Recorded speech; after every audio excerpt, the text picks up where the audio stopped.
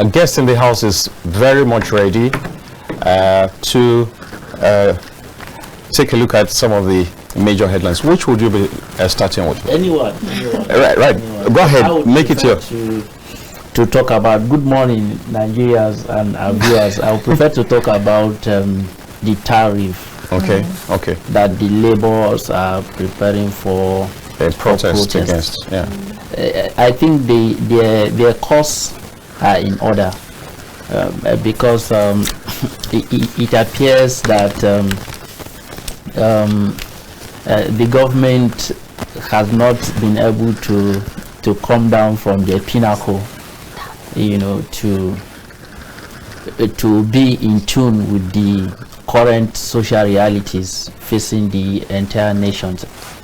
Everything are difficult already for the citizens of this country, going from several taxes, hike in the price of fuel and all of that, and here we are again, the basic things that an average Nigerian has access to, which is mobile phone, and now we are now going ahead to increase the tariff. I think the Nigerian Labour Congress are in order, in trying to draw the attention of government to review the tariff on the mobile phones and data and all of that, because I do not think that there was enough communication between government and the citizens to engage them on the consequences of some of this increment, and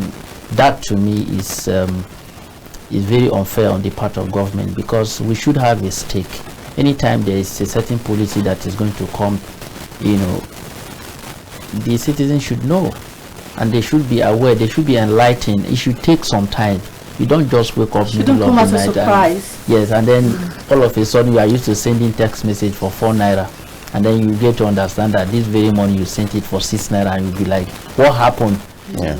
So because there was no that consistency of communication, trying to inform the citizens, this is what we are going to do, this is the consequences, this is how it's going to benefit you, this is how it's not going to benefit you, then we'll have that conversation. The day the decision will be taken outrightly, everybody will, your consciousness will be attuned to it. And I think that on the basis of that, Nigerian Labour Congress should push and see whether the government can have a conversation. Well, without necessarily a holding brief for anybody, I think that there are certain information that has been in the public domain. Of course, everybody may not get it, but I have followed this for quite some time. And I do know that 2 years ago, this same move was made, and NCC stepped in and said no, they weren't going to they weren't going to carry out an increase. So it can't be termed sudden. It won't be correct to say that it's sudden, because this has been on for some time. Last 2 years, I'm very sure about this. I did an article on it to commend them for stepping it down. So if that happened and they stepped it down in 2022 or thereabouts, then it's definitely not sudden. At the same time, it's important to factor in. I'm happy that you, on the side of the consumers, you have factored in the increasing, the spiraling cost of living, of inflation and all that. That also affects the businesses. Is it possible for us to have a middle ground? Because let's not get to the point where the businesses themselves get overloaded and get crashed and we can't even get any service at all. Do you get? So I think that we need to have a balance of that. So is NLC also looking at what it costs to put that service out? You see, and let's not forget, the last time that they had an increase in that sector was 2013. This is 2025. That's 12 years ago. So we must factor all this into our position, into taking a position. Yeah. But the point is, if that move was taken, or there was an attempt about 2 to 3 years ago, and then it has to be established now, the citizens should be carried along. Sure, yeah. Like what he said. I mean, it's coming as a surprise to most people, because 2 to 3 years ago, you must have forgotten that anything like that happened. And then you just wake up in the morning and there's an increase. It's just unfortunate for me. I felt I think that there is need for us to understand when we are having a conversation that has to do with two different individuals. Yes. Enlightened people and the unenlightened Nigerians. And I am sitting here as an unenlightened Nigerian and also as an enlightened Nigerian. For the benefit of enlightened Nigerians, we cannot claim not to know that some of this conversation has been ongoing. But what will be, the understanding of those unenlightened Nigerians out there, who, by the way, have more access to some of these mobile phones. Us is just to recharge data. I'm more of a data person than those calls. But my mom does not do data. Yeah. She only makes phone calls. Right. And when she recharges her 100 naira in the village, and before the 100 naira used to last for 5 minutes, and now the 100 naira is now lasting for 2 minutes. Somebody needs to tell her that this is what happened. Yeah. Right, and this is the problem. When we have this conversation, it's about those majority of Nigerians that doesn't have access to some of this information. Sure. All right, so we need to move on, and there's the news that our military personnel did some attack, and quite a number of insurgents were outed. What do you think of that? In Borno State. I think I read it yesterday on Twitter, and that was actually highly commendable, because we've been long tormented by these terrorists, and like we say, regardless of the device, a terrorist is a terrorist and should be dealt with outrightly. We do hope that subsequent attacks would go hard on them and more, so that Nigeria can at least have a breath of fresh air in these issues of insecurity. Government primarily is about security, right? To secure the lives and properties of the citizens. So the moment the security of state is being threatened, I think every other thing that surrounds the policies of government will not hold. That's correct. Because the pillar that holds government ab initio is security. So for that reason, we commend the effort of the military in trying to strike this. What would you say generally about the security situation in this administration so far? The truth is that if they've done so well, and they are on their toes in trying to get things done, and that's why we are even commending the effort of government by trying to raise the bar and go beyond the usual norm by appointing for the first time a national security advisor who does not have a background from the military. If you look at the antecedent of the NSA, you would understand that it has been ex-generals, retired military officers that have been heading the office. And for those, oftentimes that those sequence of appointment had happened, our security had not gotten better. And now someone who did not have that background is now holding the same office, and the security is getting better. What it means is that it's about the expertise and the willingness, the political willingness to take some actions, not necessarily the background, of course. And because of that, we commend the government, for recognizing that somebody has these skills regardless of, not having a military background. Yes. Yeah. I think on my part, I also would like to commend government, commend the Nigerian Army, commend every of the services who have been involved in this. We need a lot more of this so we can have some peace. And Victoria? Yes. Look, if you take a look at the socials, because I always, want to speak for the citizens. Most people would say, oh, these things are made up. These things, of course, they are made up.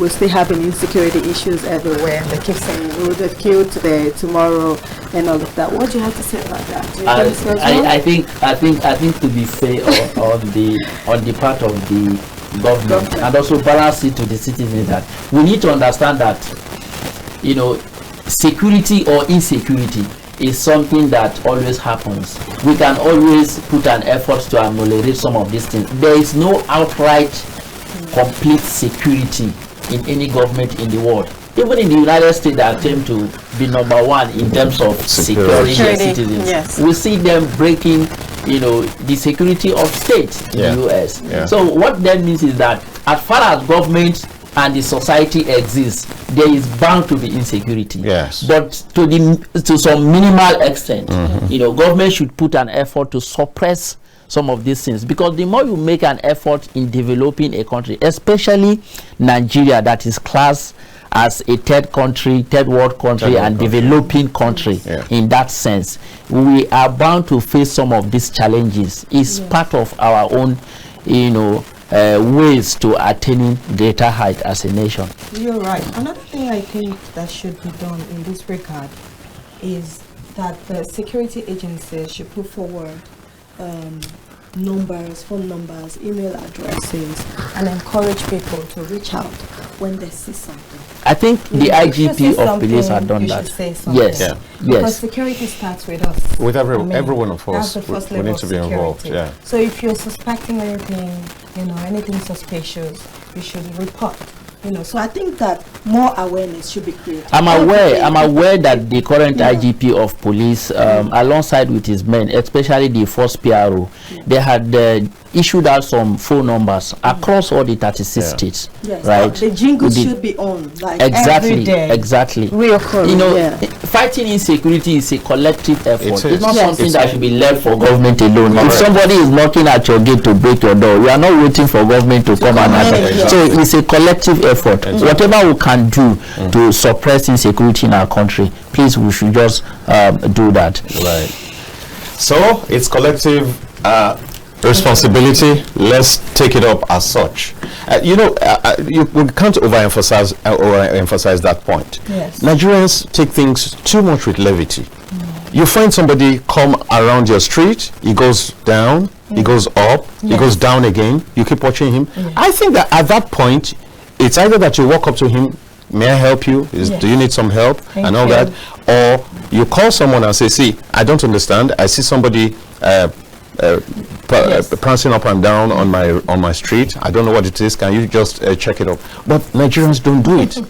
And so, please, let's all be part of this, and life will be a lot more. Like the police will say, if you see something, say something. Yes. Yeah, I'll give an instance. Yeah. In England, a friend of mine, he went to supply water in a particular city, and then his truck, the boot or something, the truck, it got locked up, so he couldn't like open it. So he kept banging to make sure it opened, so he can supply the water and go.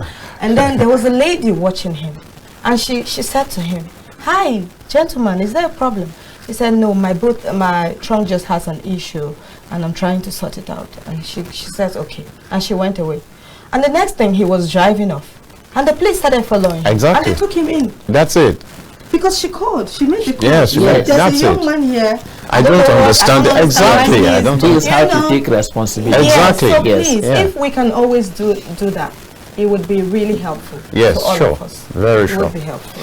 Now let's talk about these three countries that just exited ECOWAS, and they are very upbeat about it. And even though ECOWAS is saying, well, you're still our brothers, the door is open, please feel free to get back.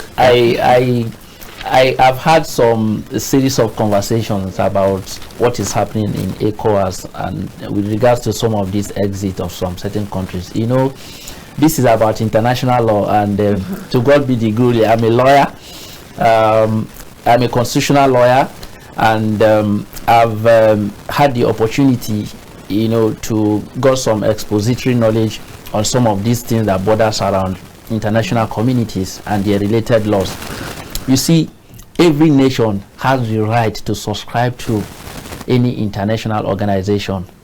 At the same time, the way the law gives you the right to subscribe in, You can also you walk can out. also unsubscribe when you feel that the It's not modus serving operandi, it. right, of that organization no longer, you know, serve your country's Your interest. interest, And that's exactly what had happened. We cannot continue to be subservient. For some of us who are Pan-African, we have continued to canvass for African nations' development.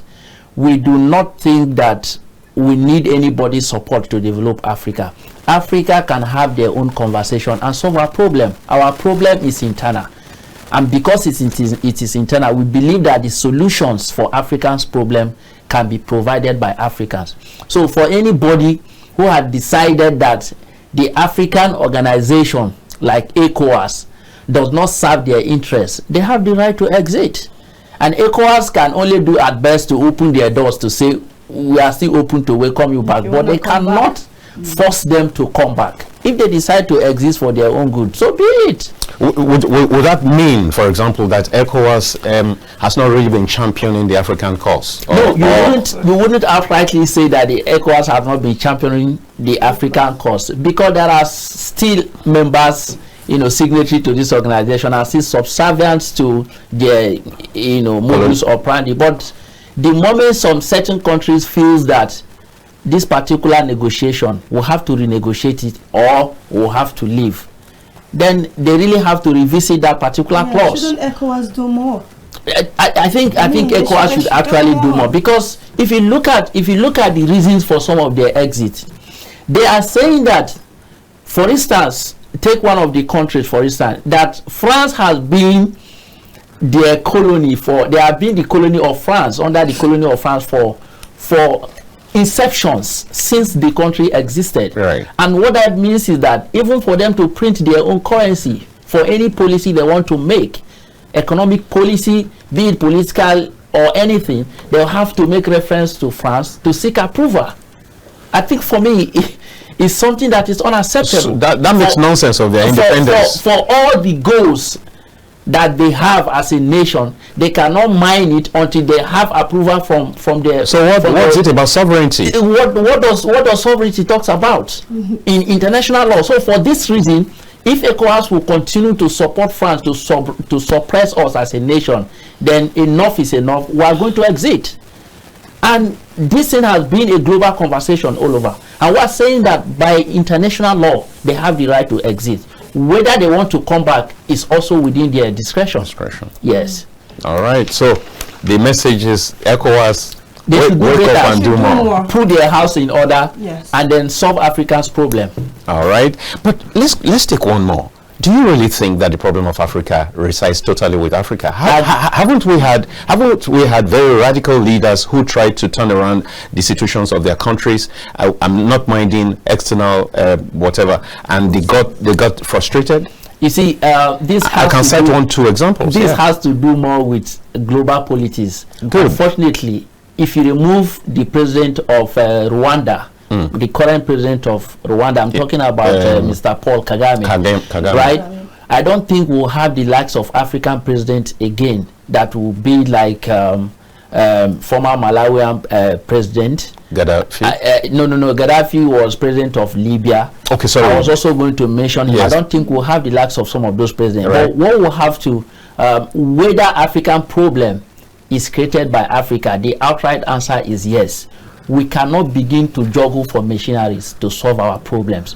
We are the owners of the problem. We know where our shoes pinches us because we wear the shoes. So when we invite these machineries, the only thing they can do is to give us aid. And like what the vice president said recently at the Economic Forum, yes, he said that he does not believe in aid. Yeah, he believes in collaborations. And I think that African leaders should sit up. It is time for them to come together and proffer solutions to African problems. But the thing is, you cannot remove the impact of global politics. That's it. Definitely. The impact of global politics does not also necessarily stop at suggesting how you are going to solve your problems, because the real issue is this. If you look at the consequences of allowing machineries to suggest a problem for you, it's like giving you an aid with the right hand and going behind you to collect it.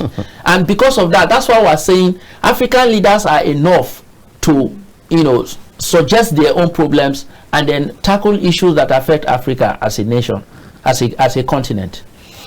All right, let's go to politics. Maybe after this breather, let's just take a breather. And when we get back, we expect that you out there who wants to participate in this program will have your chance to call in on 08029938365, and it will be put on the screen at the time, but that will be after this breather. Thank you.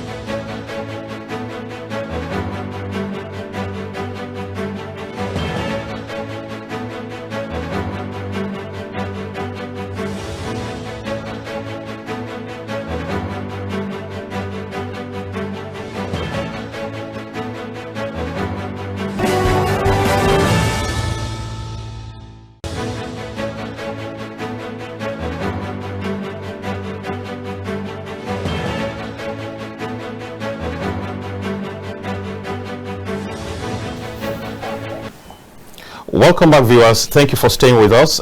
You're still on To The Press, coming to you live from the Abuja studio of KAFTANTV. And by the way, KAFTAN is not kaftan that you wear. KAFTAN is King Adebayo Film and Theatre Arts Network Television. Please tell your neighbor.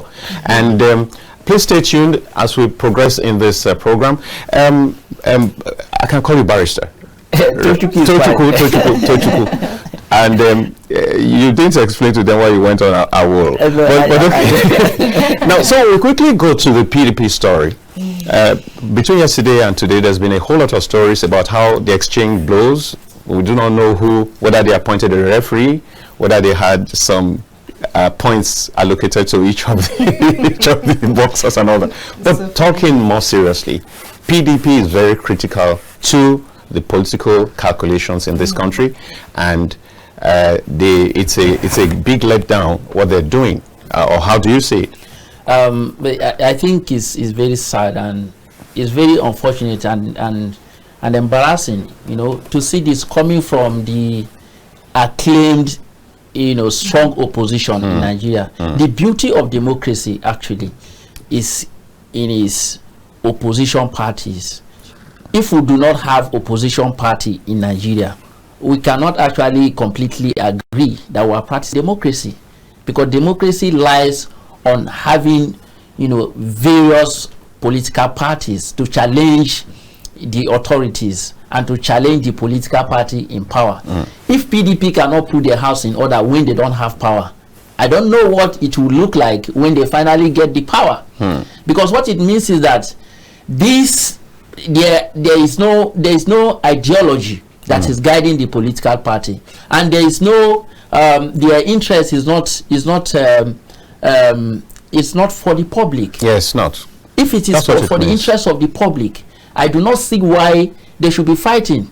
I mean, it's about getting Nigeria better. It's about taking up on several policies of government that is not properly channeled in the right direction, and challenging the government, challenging the APC as opposition parties. But your house is not even in order. How do you now put that willpower to fight your opposition in APC? Tochukwu, I really miss APC when it was waiting in the wings to take power from Jonathan. Every single time the Jonathan took an action, you had a press release, you had something immediately from Lai Mohammed. The next day or that very day, something will break. That is what it means to play opposition politics. It's so very painful. There's such a void. There's such a loud silence from the opposition parties because they are engaged. And I think the PDP should know that this is the consequences for what is happening to PDP is that they are allowing the opposition, which is APC now, the leading party, to continue to remain in power. Because we don't have, except if they are going to be a kind of emergence where there will be a merger of PDP and some other mushroom political parties. I'm very sorry to use that word. To have a collective will to fight for power in 2027. Otherwise, I see APC sailing.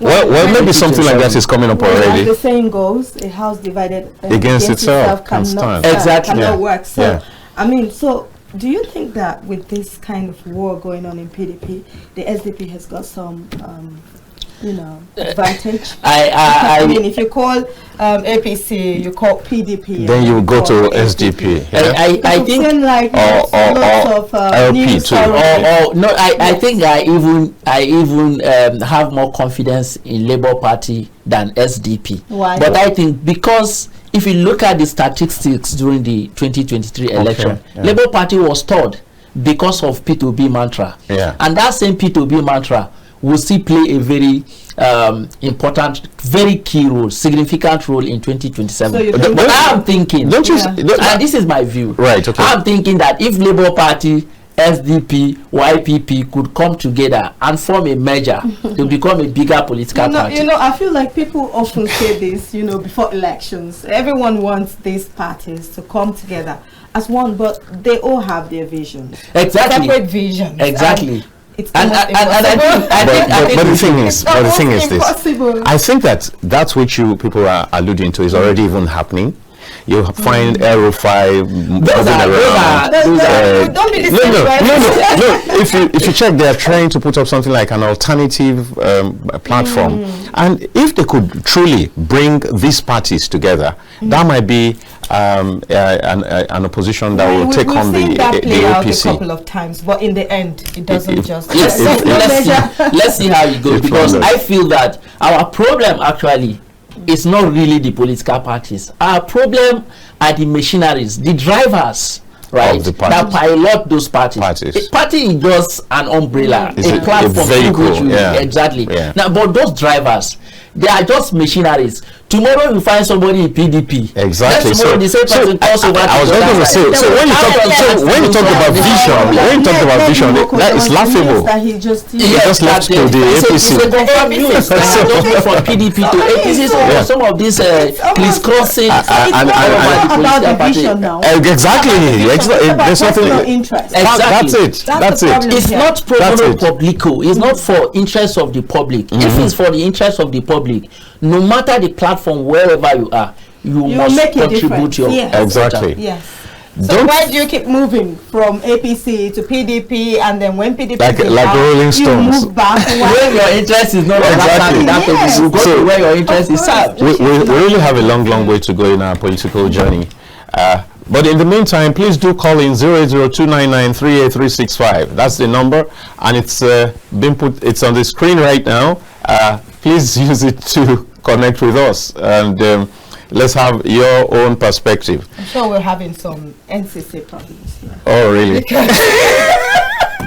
Normally, this line would be bustling, you know. So let's still take it a little bit. Yesterday, that party was reported to be in fisticuffs. I mean, there was some. Yeah, I saw should a party go down that low? It's not actually. It doesn't paint the image of the party good to the public. But you know, politicians will always be politicians. When you are fighting for your interests, you can even kill to fight for them. That's what they do. Yes, these guys are shameless. Is it the first time it's happening? And come to think of it, you're a lawyer.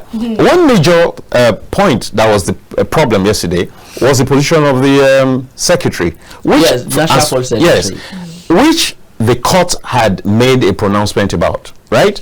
That the Okoye also is supposed to be the new secretary, isn't it? Yes. Now, so why should that be? Is this not? This is clearly. How do you say it now? This is clearly. You are trying to say that it's a contempt of court. That's what I think, isn't it so? You know, we are not learning. I've not been privy to that court judgment with regards to the PDP secretary. Okay, so just hold on with your thought there. We'll take this call. Right? Hello, good morning. Good morning, what's your name and where are you calling from? Okay. From Tochukwu in Abia State Gospel State. All right, Tochukwu. Welcome. Good morning. Good morning. Thank God today is Thursday. Yeah. Thank God for our brother. What is this? All right. Now, my main concern is what is happening in DD. Okay. Now, I will just suggest to the people concerned. Like I used to tell people that the problem we have in Africa, in the whole world, Nigeria, is we take symptoms instead of causes. You see, all these generational problems we are seeing is because of the convention. During the convention, Samad King, who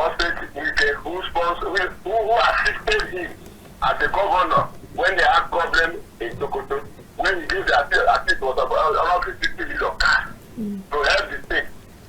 At least he forgot what we did to them. He went to that and said he supported us. Now, everybody is sitting on that. That is the root cause of what's happening. Now, what is happening is that we don't have strong opposition party. Like even what happened yesterday. The young man got to come here and they could have waited. They reached Supreme Court, which is the highest court in this country. Before they start doing, the team show they are doing that. They are discouraging people who are members. There are cronies who want people to join PDP. And there are cronies in youth. And if you look at the two young men, they are not old. They are not some of them up to 60 years. These are vibrant young men which are supposed to. It's what they call sportsmanship. They really play to find yourself, but they refuse to play. But the thing is this: they have to be very careful. If you buy a leaf, what happened between Trump and the Republicans and Democrats in the US? They should buy a leaf and see what is supposed to be there. Even you are great, wait. Or the only work does not solve it. That is why I still maintain that what we have in Nigerian politics today is power and money. These are these two cardinal things that, and as long as they take it power and money and back, politicians take politics as a vocation, not as an occupation. But here in Nigeria, our politicians are taking politics as an occupation. That is why you see all this African well, the more you study this, but we have to be very careful. But commotion and confusion they cause it today. Honestly, it's very, very decided. The ones that are watching, honestly, it's very, very decided. Young men, very careful, take life easy. Vanity upon, vanity off, vanity smart to come about. Thank you, Mazi. Thank you, Mazi. Thank you so much for coming. Yeah, you want to take it from there? Yeah. Yes, I actually commend what he was saying. In terms of content of court, I've not been able to. Really? I've not been privy to that judgment. Okay. But whatever it is, it's a party affairs. They, without even court intervention, right? If the party are really serious to play this opposition politics, looking at the blow that they had received in the 2023 election, right? Even starting from the grievances that was shown by some former governors who refused to support Atiku Abubakar candidacy. Those things should teach them lessons to come back together and put their houses in order. All right. So if you check Punch, page 2, it says PDP governors plan summit as leaders exchange blows at the meeting. So what do you think is going to come out of this? This summit, we hope that I'm not expecting anything serious, because I am aware that certain meetings are ongoing even within the PDP to form opposition within opposition. Some certain PDP members are pro-Wike, the FCT minister, and for that purpose, the so-called main PDP people who now feels that pro-Wike people are saboteurs to PDP, they don't want to associate themselves with pro-Wike. So and those some of those people are still members of the people that are going to organize those summit. So you will see that summit may end up with blows too. Yeah, exactly. So I'm not expecting anything progressive in that summit, but I just believe that I hope that they understand that 2027 is very critical for Nigeria, not just because APC is in power, but because we need a strong opposition to hold APC accountable. Yes, if there's no strong opposition, it becomes exactly. They can do anything. Yes. They can take decision at any time. Exactly. We call them to order. But let's look at this. Is it possible? Is it by any means possible that the ruling party has its hands in this? Do you think there's some influence? I don't want to actually engage in speculation. That those are some arguments some people may canvass, but when you don't have facts, it becomes very difficult. Sure, I agree, but these are some of the things flowing in the media space. True. So we've got another caller right here. Let's just take this one. Hello, good morning. Hello, good morning, man. God bless you. Thank you, sir. What's your name and where are you calling from? My name is Chinwendu. I'm from Benin City. From Benin City, Chinwendu. Okay, go on. Yes. Please, what I want to contribute in this discussion is this. Our problem is not political parties, but individuals. Individuals. Let's work on ourselves. My prayer is always one Messiah of Nigeria will come. The Messiah of Nigeria will come. Running from one part to another is not our issue.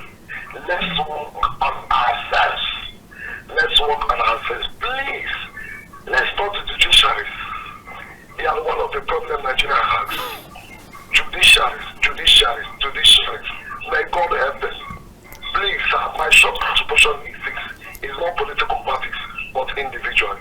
Let's work on ourselves. God needs the help. Thank you very much, Windu. We've got a lawyer here, and I think he's going to trash this issue right now. I think this is a straight blow on my very self, because judiciary is just an institution of government, you know, just like the legislature and the executive. And Section 6 of the 1999 Constitution is very clear that establish, you know, the judiciary as an institution that interprets the laws, right, that is made by the legislature. Saying that judiciary is the problem is like saying that the whole Nigeria is the problem. Oh, really? Yes. and the simple analysis of it is that the judiciary is the custodian of the law. Why the law is the law that established the government. So if you are saying that the people who are the custodian of the law are the problem of Nigeria, it then means that the entire Nigeria is the problem, because the law that established the Nigeria we are in today is the constitution, right, and the judiciary are the interpreters of those constitution. There is no single provisions of the constitution, even though written in English language. You would need judicial interpretation to decipher the meaning and the intention of the draftman. So I think that judiciary per se needs a very serious reform, but not necessarily the problem of Nigeria. Every institution contributes their own quota, either positively or negatively. All right, now before we exit, because it's that important, yeah, if you had the ears of the main players, of the drivers of the PDP, what would you be saying to them? What would you say to Damagum? What would you say to Wike? What would you say to Atiku? It's very simple. Put your house in order for the interests of Nigeria. Kill your egos and interests, your personal interests, and put the interests of the nation at heart.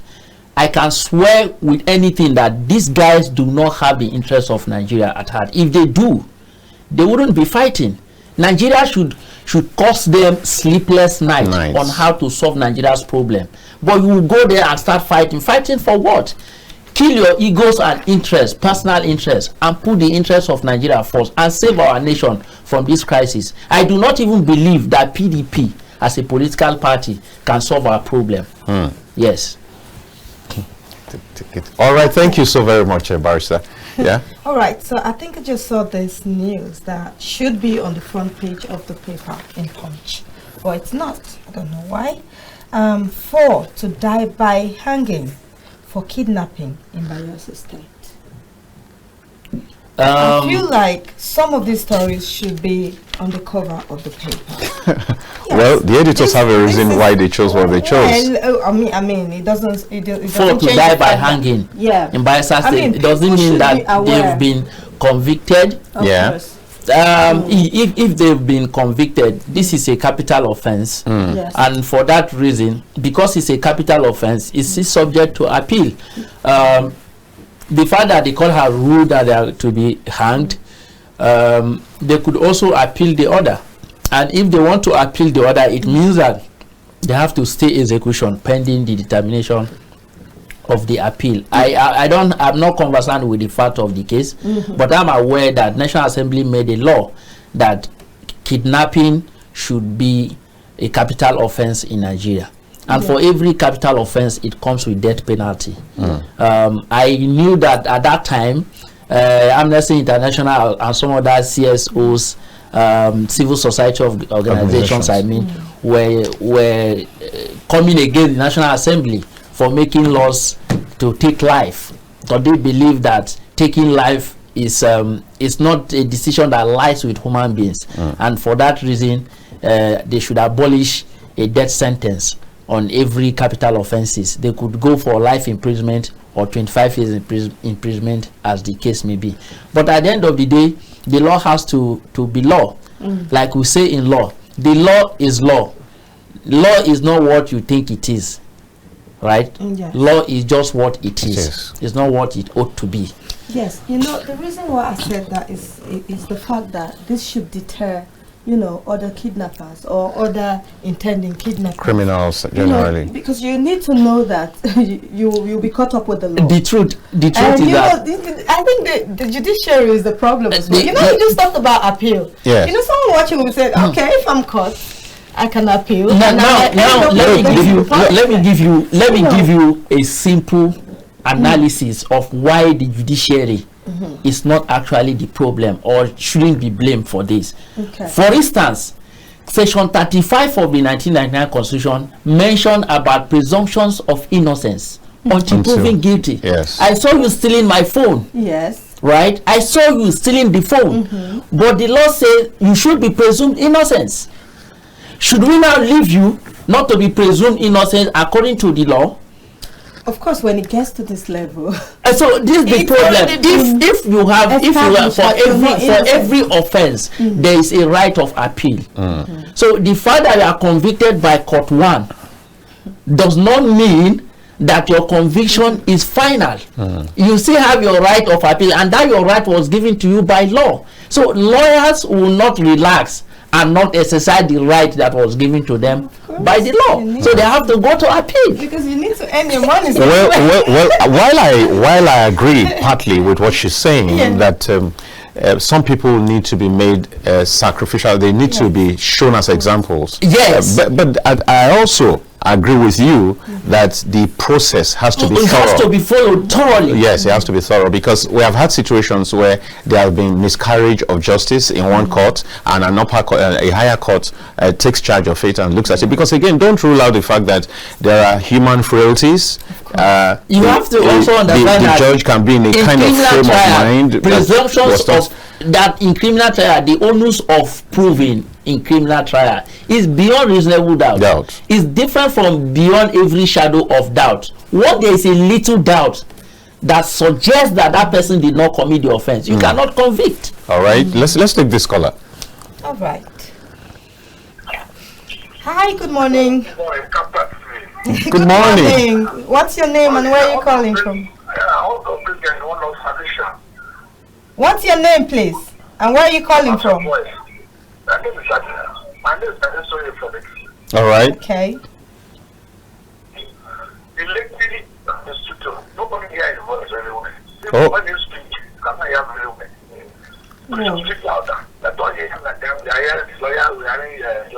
Oh. Oh, really? Oh, we're so sorry about that. That would be sorted soon.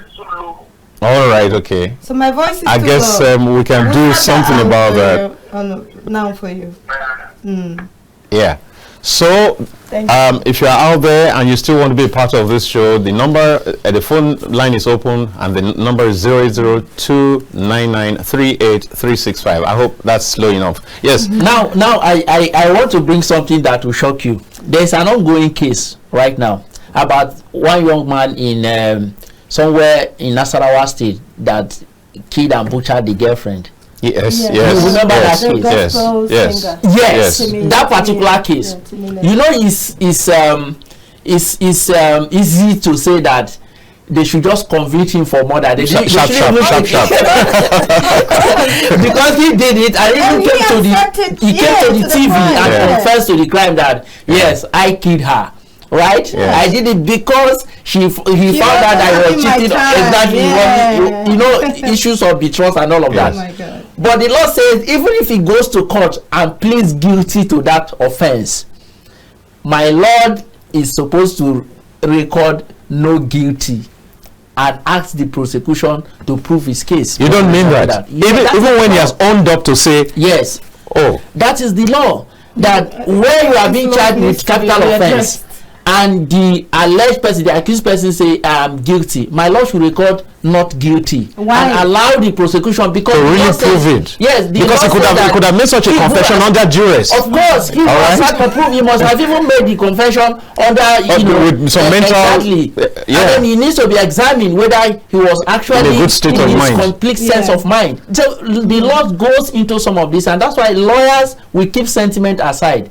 Somebody had tweeted that for every lawyer that is defending this guy, God will punish him. No, but this is sentiment. Lawyers don't think that way. Lawyers don't think that way. Because for every accused person, there is a right He has his fundamental right, and the law has to come for his defense until he's proven guilty. That's the law. Wow. It's not the fault of the judiciary, actually. All right. In actual fact, and by the way, with the way things are currently globally, there's really, effectively, there's no capital punishment. That's what it is, right? No, there's no capital punishment. That's what it is.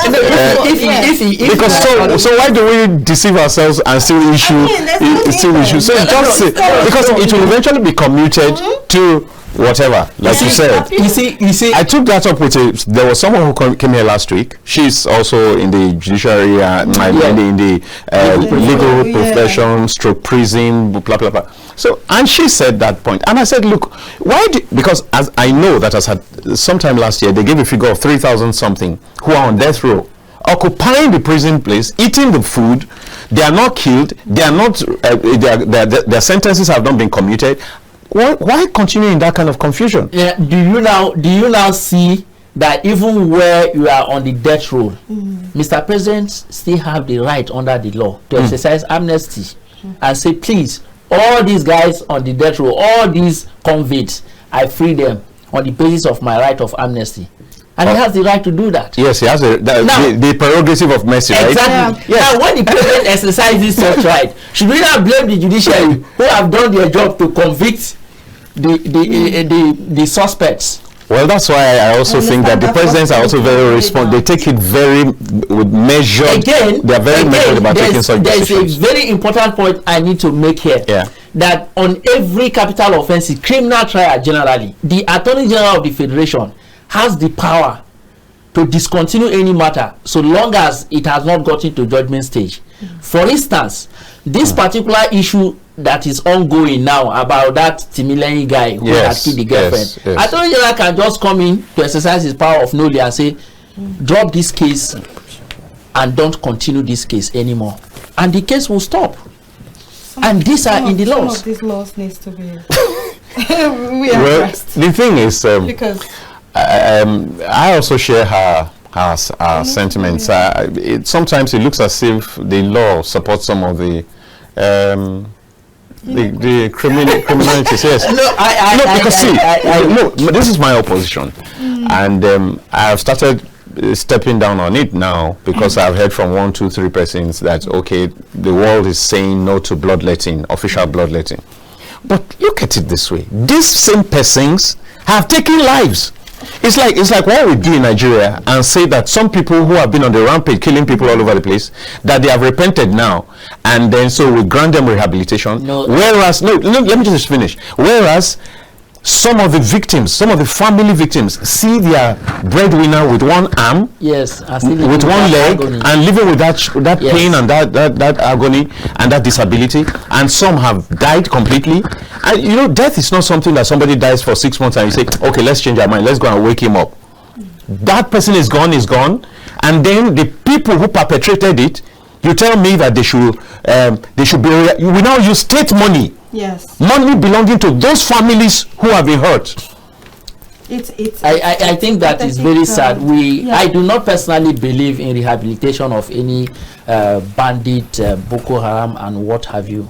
There is nothing like rehabilitation. There is nothing like repentant bandit, right? As far as I'm concerned, and this should call for public conversation. We can't continue to take soft hands to treat some of these grievous crimes. Exactly. The law has taken a step forward by providing for capital punishment. It is now left on the implementation of those capital punishments once it is proven by the authorities. But if you do, the opera from around the world could sink your government. These are the issues. That's why we have to stick on our sovereignty. Look, if you look at the negative impact of this rehabilitation on the military, who go out there every day, to make sure that insecurity is reduced in Nigeria, it's really bad. It is. Because I can't go out,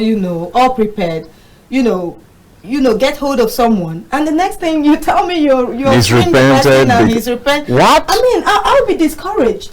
I won't be, because I won't go to the war front possibly get injured, maybe get killed, and then things end up this way. Like one of the, I can't exactly remember the person who quoted this, but he said that there's nothing like such thing as repentant bandits.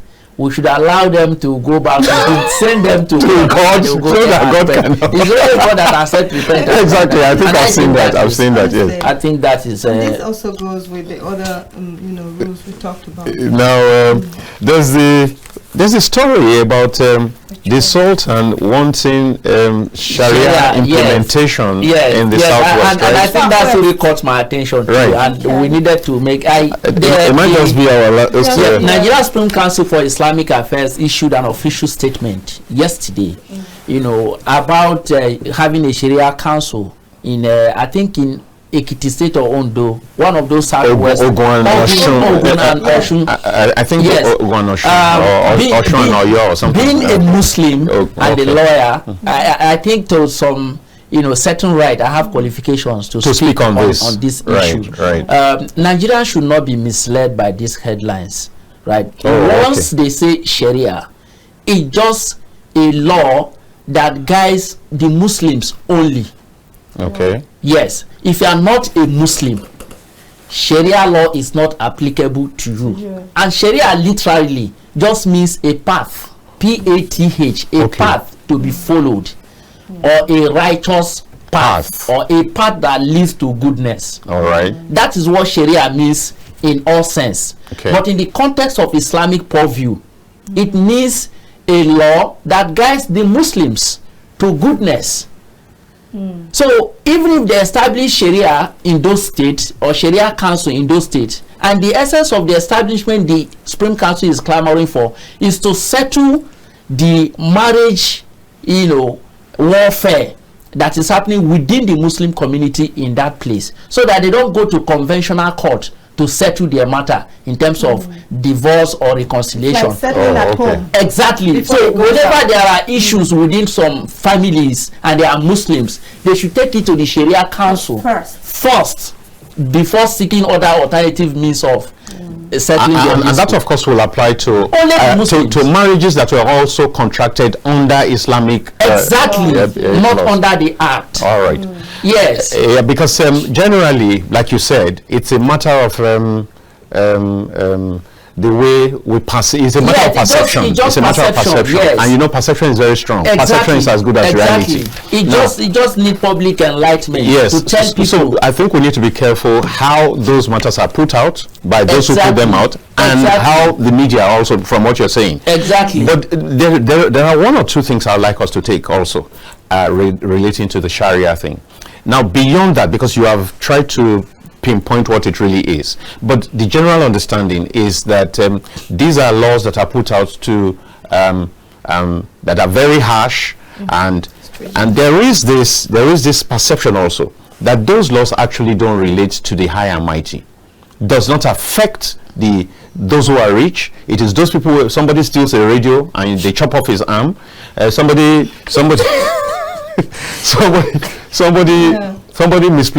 mistakenly puts your phone in his pocket. Somebody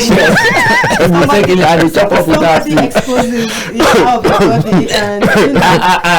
the truth is, how many times have they chopped off someone's house? Is that true? Is it provided for that way?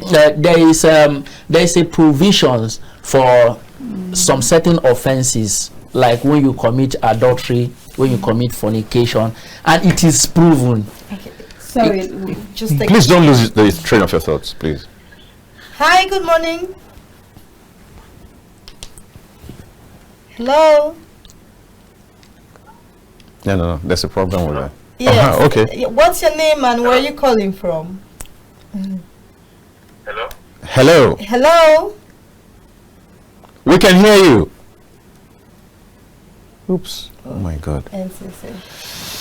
All right. So yes, most of these Sharia laws, right? Those offenses under Sharia, they are actually one of the most difficult offenses to prove. For instance, seeing somebody steal committing adultery, the punishment is to be stoned to death. Being caught on fornication, the punishment is to be lashed 100 lashes in public. Now, but the truth is, where will you see such offenses to prove it in Sharia? Because Sharia says you have to see it physically taking place. But people get caught every day. Okay, it looks like the caller is back. Let's see. Or maybe some other callers. It could be some other caller too. Yeah? It's not connected yet. Just a bit of Oh no. You see? I believe that some of those punishment, even within our traditional settings, like in Igbo land, I'm an Igbo guy, right? Yeah. In my place, traditionally, when you sleep with another man's wife, or a woman sleeps with another man's husband, they are being caught. They are stoned to death in Igbo land or banished. Stoned to? Yes, or you say banishment. I mean, really? Okay. Let's quickly take this. No, yeah? Yes. Hello? Hello? Hello? Good morning. Hello. Yes, we can hear you. Where are you calling from? What's your name? Hello? Hello. Wow, what's happening? It's NCC. It's caught up. Oh no. We've lost like 3 callers right now in a row. Yes. All right, let's go. So you say that even in Igbo land, in Igbo land, when you are caught on adultery, you are being banished. You are being banished from the land. That is how it used to be. Or you are being caught with fornication. It's an abominable act to have a child outside wedlock in an Igbo land. Hopefully this time it works. Hello. Oh, good morning. Good morning. What's your name and where are you calling from? My name is Adam Umar. I'm calling from Makodi. Thank you. Please go I on. want to add up to what the legal practitioner is saying about Sharia law. The humanity contribution is, yes, proving those aspects of that fornication and the rest of this is very difficult because you have to bring 4 witnesses from all north, south, west. So that is one. Okay. So, the issue of stealing before you chop off somebody's hand, there must be a conversation that will look into it as the negligence of the person that they stole his property or they steal his things. And then the effort looked by the perpetrator of the act. You understand? So all these things, you look at it, the law is meant to protect both parties. I don't know how to lie. yes, you are saying like if the owner of the property is negligent, then it may not be that stringent on the perpetrator, right? Like for instance, now I cannot just sleep in my house and then I left my door open. Somebody went in and picked my handset, then I will understand. That is negligent. Right. The other way around, you look at the person. I locked my door and he used some kind of instrument to forcefully break the door, and you understand, forces will be considered by the council of the mass that are serving with the responsibility of administering the area, the law. You understand? All right. Thank you very much. You see, I feel like the problem with this is people, when the law is established, people take these laws into their hands. And you can see in most cases, you just see people getting burnt on the street because there is a law that says when you steal, you. So the people won't wait for, those are actually the bad effect of ignorance, right? Who will not go to the letters of the law, because you cannot actually take a life under Sharia without going to legal means. All right, we leave it here. This will be the size of our program today. Thank you very much for staying tuned to KAFTAN TV, and thank you to everyone who called us, including those who were unable to connect. Thank you so very much for staying tuned to our station. Thank you to the production team, and I want to say thank you for coming. Tochukwu. Tochukwu is Uthman. Isa. All right. So you're welcome. It's good to have you back, and let's have more of you from now. Thank you very much. Thank you so much. And thank you very much for joining us on the show. Thank you for staying with us. Victoria Oketta. bye-bye. Dayo Omoogun is my name. Right.